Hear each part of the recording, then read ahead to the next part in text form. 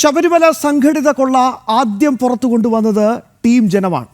അന്ന് ഞങ്ങൾ ഉറക്കെ പറഞ്ഞിരുന്നു, ഈ കാട്ടുകൊള്ളയ്ക്ക് കൂട്ടുനിന്ന എല്ലാവരെയും നിയമത്തിന് മുന്നിൽ കൊണ്ടുവരണമെന്ന്. ബഹുമാനപ്പെട്ട ഹൈക്കോടതിയുടെ മേൽനോട്ടത്തിൽ പ്രത്യേക അന്വേഷണം ആരംഭിച്ചപ്പോഴും കൃത്യമായ വാർത്തകൾ ഞങ്ങൾ പ്രിയപ്പെട്ട പ്രേക്ഷകരിൽ എത്തിച്ചു.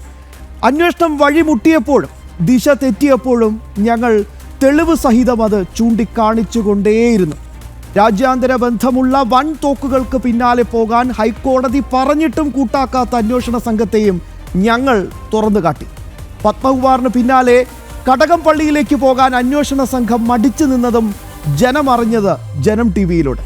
മുതിർന്ന കോൺഗ്രസ് നേതാക്കൾക്ക് പോലും കിട്ടാത്ത സോണിയാഗാന്ധിയുടെ ദർശനം പലവട്ടം കിട്ടിയ കാട്ടുകള്ളൻ പോറ്റിയുടെ വാർത്തയും ഞങ്ങളിലൂടെ പ്രിയപ്പെട്ട പ്രേക്ഷകരിലേക്ക് എത്തി. ഒടുവിലിതാ തന്ത്രിയും അഴിക്കുള്ളിലേക്ക്. തന്ത്രിയായാലും മന്ത്രിയായാലും അയ്യന്റെ സ്വർണം കട്ടവരെ നിയമത്തിന് മുന്നിൽ എത്തിക്കും വരെ ഈ പോരാട്ടം ശക്തമായി തന്നെ ഞങ്ങൾ മുന്നോട്ട് കൊണ്ടുപോകും. സത്യം സധൈര്യം തുറന്നു കാട്ടും. കാരണം ഞങ്ങൾക്ക് പ്രധാനം അയ്യപ്പസ്വാമി മാത്രമാണ്. അന്നും ഇന്നും എന്നും ഭക്തർക്കൊപ്പം.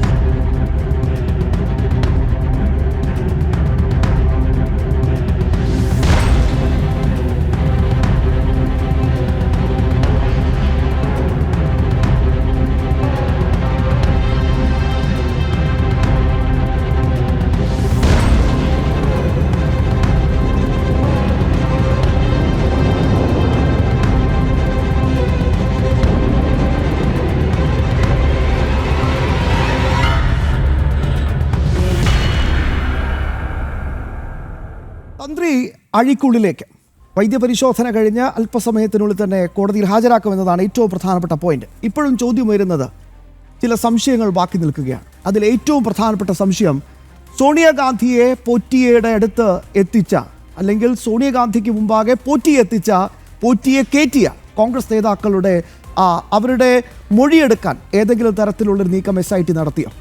പ്രസാദം കൊടുക്കാൻ പോയതാണേ എന്ന് പറഞ്ഞ ഈ അടൂർ പ്രകാശിൻ്റെ മൊഴിയിൽ SIT തൃപ്തരാണ്. രാജ്യാന്തര ബന്ധമുള്ള പല രീതിയിലുള്ള പുരാവസ്തു കച്ചവടങ്ങളൊക്കെ നടത്തുന്ന ചില ബന്ധുക്കൾ സോണിയാഗാന്ധിക്കുണ്ട് എന്നത് പരസ്യമായ രഹസ്യമാണ്. എന്നിട്ട് പോലും അതിലേക്ക് എന്തുകൊണ്ട് അന്വേഷണം പോകുന്നില്ല? ബഹുമാനപ്പെട്ട ഹൈക്കോടതി തന്നെ പലവട്ടം പറഞ്ഞിട്ടുണ്ട്, വൻ തോക്കുകളുണ്ട്, അതിലേക്ക് അന്വേഷണം പോകണമെന്ന്. ആ അന്വേഷണം പോയോ? പത്മകുമാറിൻ്റെ ദൈവതുല്യനായ വ്യക്തി തന്ത്രി മാത്രമാണോ? ദൈവതുല്യരായ ആളുകൾ തെറ്റ് ചെയ്താൽ എനിക്കെന്ത് ചെയ്യാൻ സാധിക്കുമെന്നാണ് പറഞ്ഞത്. അങ്ങനെയെങ്കിൽ തന്ത്രി മാത്രമാകുമോ അത്? അന്നത്തെ ദേവസ്വം മന്ത്രിയായിരുന്ന കടകംപള്ളി സുരേന്ദ്രൻ്റെ പങ്ക് ഒളിഞ്ഞും തെളിഞ്ഞും കൃത്യമായി തന്നെ ഈ കേസിലുടനീളം നമുക്ക് കാണാൻ സാധിച്ചിട്ടുണ്ട്. കടകംപള്ളിക്കെതിരെ എന്തെങ്കിലും ഒരു ചെറുവിരലനക്കാൻ SITക്ക് സാധിച്ചിട്ടുണ്ട്. ഈ കേസിൻ്റെ മർമ്മപ്രധാനമായിട്ടുള്ള കാര്യങ്ങളിലേക്ക്, സത്യങ്ങളിലേക്ക് കടന്നു ചെല്ലാൻ അന്വേഷണ സംഘത്തിന് കഴിയുന്നുണ്ടോ? വിശദമായി നമുക്ക് പരിശോധിക്കാം. എന്നോടൊപ്പം ന്യൂസ് ഡെസ്കിൽ നിന്ന് ഗൗതം അനന്തനാരായണനും, ഒപ്പം ഈ കേസിൻ്റെ നാൾ വഴികൾ കൃത്യമായി പറയാൻ തിരുവനന്തപുരത്ത് നിന്ന് പ്രജിത് മോഹനും ചേരുന്നുണ്ട്. ഒപ്പം അതിഥികളെയും ഞങ്ങൾ പ്രതീക്ഷിക്കുകയാണ്. ആദ്യം ശ്രീ ഗൗതം അനന്തനാരായണനിലേക്കാണ് പോകുന്നത്. ഗൗതം, ചില സംശയങ്ങൾ ഇപ്പോഴും ബാക്കി നിൽക്കുകയാണ്. തന്ത്രിയെ പിടിച്ച് ഉള്ളിലിട്ടിട്ടുണ്ട്. അയാൾക്ക് അറിയാവുന്ന കാര്യങ്ങൾ ഇനി പുറത്തു വരേണ്ടതുണ്ട്. പോറ്റിയുമായി അടുപ്പമാണ്. പോറ്റി പറഞ്ഞ ചില നിർണായക മൊഴികളാണ്, പത്മകുമാറിൻ്റെ ചില നിർണായക മൊഴികളാണ്, ഭണ്ഡാരിയുടെ ചില നിർണായക മൊഴികളാണ് ഈ തന്ത്രിയെ ഇപ്പോൾ കുരുക്കിയത് എന്നാണ് പ്രാഥമിക ഘട്ടത്തിൽ നമുക്ക് മനസ്സിലാക്കാൻ കഴിയുന്നത്. പക്ഷേ അപ്പോഴും ഒട്ടനവധി ചോദ്യങ്ങൾ ബാക്കിയാണ്. ഇന്ന് കേന്ദ്ര ഏജൻസിയുടെ കൃത്യമായ രംഗപ്രവേശനമുണ്ടായി. ED ഇന്ന് കേസെടുത്ത് അന്വേഷണം ആരംഭിക്കുകയാണ്. PMLA വകുപ്പാണ് പോറ്റിയടക്കം 15 പ്രതികൾക്കെതിരെ എൻഫോഴ്സ്മെന്റ് ഡയറക്ടറേറ്റ് ചുമത്തിയിരിക്കുന്നത്. തൊട്ട് പിന്നാലെയാണ് ഇത് ആ തന്ത്രിയെ പൊക്കിയിരിക്കുന്നത്. എങ്ങനെ വിലയിരുത്താം? ശ്യാമ, അത് തന്നെയാണ് ഈ ദിവസത്തിൻ്റെ പ്രത്യേകത. ഈ ശബരിമല സ്വർണ്ണക്കവർച്ചയുമായി ബന്ധപ്പെട്ടുള്ള അന്വേഷണത്തിൽ കേന്ദ്ര ഏജൻസികളുടെ വരവിനെ ആദ്യം മുതൽ തന്നെ സംസ്ഥാന സർക്കാർ, ഇവിടുത്തെ ഭരണത്തിലിരിക്കുന്ന CPM, ഇടതുപക്ഷ സംഘടനകൾ, ഇവരെല്ലാം അതിശക്തമായി എതിർക്കുന്നുണ്ടായിരുന്നു. എൻഫോഴ്സ്മെൻറ്റ് ഡയറക്ടറേറ്റ് ഈ വിഷയത്തിൽ പിടിമുറുക്കുമെന്ന് ഉറപ്പാകുന്ന ഘട്ടത്തിലെല്ലാം കോടതിയിൽ ഉൾപ്പെടെ EDയുടെ അന്വേഷണം ആവശ്യമില്ല എന്ന നിലപാടാണ് ആദ്യഘട്ടം മുതൽ തന്നെ സർക്കാരും ദേവസ്വം ബോർഡും ഒക്കെ സ്വീകരിച്ചത്. കാരണം എന്തൊക്കെയോ വലിയ ഭയം കേന്ദ്ര ഏജൻസികളുടെ സാന്നിധ്യത്തിൽ ഭയപ്പെടുന്നുണ്ടായിരുന്നു സ്വർണ്ണക്കവർച്ചയിൽ CPM-ഉം സർക്കാരുമൊക്കെ. പക്ഷേ കോടതി വിധി EDക്ക് അനുകൂലമായി. ആദ്യഘട്ടത്തിൽ കേസ് രേഖകൾ ഹാജരാക്കാൻ അനുകൂലമായ വിധിയായിരുന്നില്ല കോടതിയിൽ നിന്ന് വന്നത്. പിന്നീട് മേൽക്കോടതികൾ ഈ കേസുമായി ബന്ധപ്പെട്ട രേഖകൾ ഇഡിക്ക് നൽകണം എന്ന് ആവശ്യപ്പെട്ടു. അങ്ങനെ ഇന്നത്തെ ദിവസം കേന്ദ്ര ഏജൻസിയായിട്ടുള്ള എൻഫോഴ്സ്മെന്റ് ഡയറക്ടറേറ്റ് ശബരിമല അന്വേഷണത്തിലേക്ക് എല്ലാ അർത്ഥത്തിലും ഫുൾ സ്വിങ്ങിൽ കടക്കുകയാണ്. കാരണം ഇതിനു മുൻപ് പ്രാഥമികമായിട്ടുള്ള അന്വേഷണമാണ് നടന്നതെങ്കിൽ ഇന്ന് മുതൽ അങ്ങനെയല്ല. ഇതിലെ കള്ളപ്പണം വെളുപ്പിക്കൽ ഉൾപ്പെടെയുള്ള വിഷയങ്ങൾ ഇഡി അന്വേഷിക്കാൻ തുടങ്ങിയിരിക്കുന്നു. ഈ ദിവസമാണ് ശബരിമല ക്ഷേത്രവുമായി ബന്ധപ്പെട്ട് തന്ത്രിയുടെ പ്രാധാന്യം നമുക്കറിയാം. ദേവഹിതം കൃത്യമായി മനസ്സിലാക്കി ഒരു ക്ഷേത്രത്തിൽ കാര്യങ്ങൾ ചെയ്യുന്ന വ്യക്തിയാണ് തന്ത്രി എന്ന് നാം ബഹുമാനത്തോടെ കാണുന്നത്. അദ്ദേഹത്തെ തന്നെ ഇപ്പോൾ അറസ്റ്റ് ചെയ്യുന്ന സാഹചര്യം ഉണ്ടാകുന്നു. അപ്പോൾ സ്വാഭാവികമായും തന്ത്രിയുടെ അറസ്റ്റിനെ ഹൈന്ദവ സംഘടനകൾ എതിർക്കുന്നില്ല. പക്ഷേ ഈ ഘട്ടത്തിൽ തന്ത്രിയെ അറസ്റ്റ് ചെയ്യുമ്പോൾ മറ്റു ചില പേരുകൾ കൂടി അവിടെ നിൽക്കുകയാണ്. കാരണം എന്തുകൊണ്ട് കടകംപള്ളി സുരേന്ദ്രനെ അറസ്റ്റ് ചെയ്യുന്നില്ല എന്ന് സംബന്ധിച്ചുള്ള വളരെ പ്രസക്തമായിട്ടുള്ള ഒരു ചോദ്യം ഒരു ഭാഗത്ത് നിൽക്കുന്നുണ്ട്. കാരണം ഇതുവരെ അറസ്റ്റിലായ 10 പേർ, ഇന്നിപ്പോൾ തന്ത്രിയുടെ അറസ്റ്റ് എന്ന് പറയുമ്പോൾ അത് ഈ കേസിലെ 11ാമത്തെ അറസ്റ്റാണ്. ഇതിനു മുൻപ് അറസ്റ്റിലായിട്ടുള്ള 10 പേർ അതെല്ലാം CPMകാരാണ്. പ്രത്യേകിച്ച് വാസു ആണെങ്കിലും പത്മകുമാർ ആണെങ്കിലും അവരെല്ലാം CPMൻ്റെ വളരെ പ്രധാനപ്പെട്ട നേതാക്കളാണ്. ഒരാൾ മുൻ MLA ആണ്, പത്തനംതിട്ട ജില്ലാ കമ്മിറ്റി അംഗമാണ് ഇപ്പോഴും.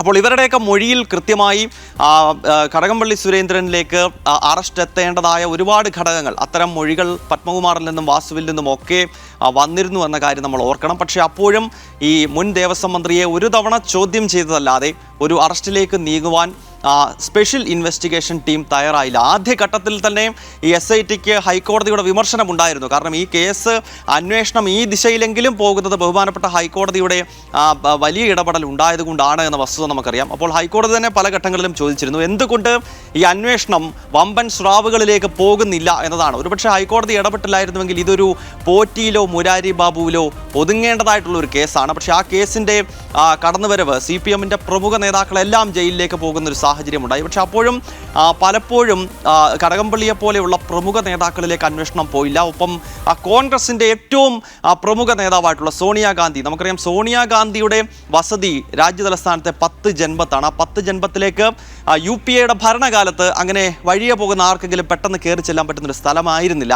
മറിച്ച് അത്രത്തോളം അതീവ സുരക്ഷയുള്ള കോൺഗ്രസിൻ്റെ ഉന്നത നേതൃത്വം മനസ്സ് വിചാരിക്കാതെ ഒരിക്കലും 10 ജൻപത്തിൻ്റെ കവാടങ്ങൾ കടന്ന് ഒരാൾക്കകത്തേക്ക് പോകുവാൻ കഴിയുമായിരുന്നില്ല. അങ്ങനെയുള്ള 10 ജൻപത്തിൽ സോണിയാഗാന്ധിക്കൊപ്പം ചിരിച്ചുകൊണ്ട് നിൽക്കുന്ന ഉണ്ണികൃഷ്ണൻ പോറ്റിയുടെ ചിത്രങ്ങൾ സോഷ്യൽ മീഡിയയിൽ വൈറലാകുന്ന ഘട്ടത്തിൽ അതുമായി ബന്ധപ്പെട്ടുള്ള ഒരു അന്വേഷണവും SITയുടെ ഭാഗത്ത് നിന്നുണ്ടാകുന്നില്ല. ഒരു ഘട്ടത്തിൽ അടൂർ പ്രകാശിനെ ചോദ്യം ചെയ്യുമെന്നൊക്കെ വലിയ പ്രചരണങ്ങൾ നടന്നുവെങ്കിലും അതൊന്നും സംഭവിച്ചിട്ടില്ല. അപ്പോൾ അങ്ങനെ പലരും ചോദ്യമുനയിൽ നിന്നും കടന്നു പോകുന്ന പശ്ചാത്തലത്തിൽ, അതായത് കടകംപള്ളിയിലേക്ക് എത്തുന്നില്ല, ശങ്കർദാസിൻ്റെ അറസ്റ്റ് ഉണ്ടാകുന്നില്ല, കോൺഗ്രസ് നേതാക്കളെ വിളിക്കുന്നേയില്ല SIT. അപ്പോൾ ആ ഒരു ഘട്ടത്തിലാണ് തന്ത്രിയെ അറസ്റ്റ് ചെയ്തുകൊണ്ട് ഈ വിഷയത്തെ ഡൈവേർട്ട് ചെയ്യാൻ ശ്രമിക്കുന്നത്. നമുക്കറിയാം തന്ത്രിയുടെ അറസ്റ്റോടുകൂടി ഈ നാട്ടിലെ ജിഹാദികളും ഇസ്ലാമിസ്റ്റുകളും CPMകാരും ഒക്കെ ഇപ്പോൾ തന്ത്രി മാത്രമാണ് ഇതിൽ കുറ്റക്കാരൻ, ബാക്കി എല്ലാവരും നല്ല ആളുകളാണ് എന്ന രീതിയിലുള്ള പ്രചരണം ആരംഭിച്ചിരിക്കുകയാണ്. അപ്പോൾ അതേ ദിശയിലുള്ള പ്രചരണം തന്നെയാണ് CPM ആഗ്രഹിക്കുന്നത്. നമുക്ക് ഇന്ന് ഈ തന്ത്രിയിലേക്ക്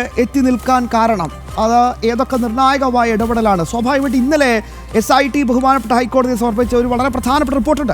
ആ റിപ്പോർട്ടിൽ പറയുന്നത് തന്ത്രിക്ക് ഏതെങ്കിലും തരത്തിൽ ഈ വിഷയത്തിൽ ഒരു ബന്ധമുണ്ടെന്ന് ഇപ്പോൾ പറയാൻ സാധിക്കില്ല എന്ന വളരെ പ്രധാനപ്പെട്ട എഴുതി നൽകിയ ഒരു റിപ്പോർട്ടിൽ തന്നെയാണ് പറയുന്നത്. പെട്ടെന്ന് ഒരു രാത്രി പിന്നിടുമ്പോൾ തന്ത്രിക്ക് ഏതൊക്കെ രീതിയിലാണ് കുരുക്കായി വന്ന മൊഴികൾ, എന്തൊക്കെ കൃത്യമായ സോളിഡ് എവിഡൻസ് ആണ് തന്ത്രിക്കെതിരെ ഇപ്പോൾ SITയുടെ പക്കലുള്ളത് എന്നും നമുക്ക് വിലയിരുത്തേണ്ടതുണ്ട്. പ്രജിത്ത്, ഈ വിഷയം കൃത്യമായി തന്നെ റിപ്പോർട്ട് ചെയ്ത ഞങ്ങളുടെ പ്രതിനിധിയാണ് പ്രജിത് മോഹൻ. പ്രജിത്ത്, പറയൂ, തന്ത്രിയെ കുരുക്കിയ പ്രധാനപ്പെട്ട മൊഴികൾ ഏതൊക്കെയാണ്?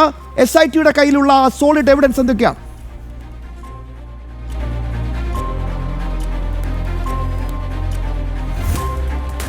നിലവിൽ SITയുടെ ഭാഗത്ത് കൃത്യമായ തെളിവുകൾ എന്തെങ്കിലും ഉണ്ടോ എന്ന് ചോദിച്ചാൽ നമുക്കത് സംശയമാണ്. കാരണം ഈ അന്വേഷണ ഘട്ടത്തിൻ്റെ ആദ്യഘട്ടത്തിൽ വന്ന ചില മൊഴികളുണ്ട്. പ്രത്യേകിച്ച് പത്മകുമാർ പറഞ്ഞിരുന്ന ഒരു കാര്യം, ഈ തന്ത്രിയുടെ ബന്ധമുള്ളതിനാണ്, തന്ത്രിയുമായി അടുത്ത ബന്ധമുള്ളത് കൊണ്ടാണ് ഉണ്ണികൃഷ്ണൻ പോറ്റിക്ക് ശബരിമലയിൽ ഇത്ര സ്വാതന്ത്ര്യം ലഭിച്ചിരുന്നത് എന്നുള്ളതും, തന്ത്രിയുടെ ആളായതുകൊണ്ടാണ് ഉണ്ണികൃഷ്ണൻ പോറ്റിയുമായി താൻ സൗഹൃദത്തിലായതും എന്നൊക്കെയുള്ളതാണ്, അല്ലെങ്കിൽ ഉണ്ണികൃഷ്ണൻ പോറ്റിയുമായിട്ടുള്ള തൻ്റെ പരിചയം എന്നൊക്കെയാണ് അന്ന് പത്മകുമാർ പറഞ്ഞിരുന്നത്. ചില ഉദ്യോഗസ്ഥർ, പ്രത്യേകിച്ച് ഈ മുരാരി ബാബു അടക്കമുള്ള ഉദ്യോഗസ്ഥർ തന്ത്രിക്ക് ഉണ്ണികൃഷ്ണൻ പോറ്റിയുമായി ബന്ധമുണ്ടെന്നുള്ള മൊഴി നൽകിയിട്ടുണ്ട്.